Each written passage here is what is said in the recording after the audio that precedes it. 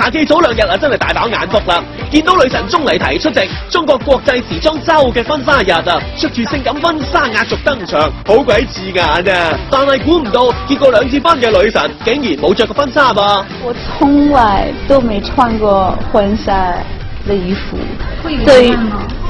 我有希望，不是遺憾，是希望。It's never too late。我覺得還有希望，我可以在輩子可以穿我的心目中最漂亮的婚紗的衣服。雖然女神係單身啫，但係依舊多姿多彩啊！今年啊，仲同一位內地多金男啊傳緋聞，使乜驚冇婚紗着噶？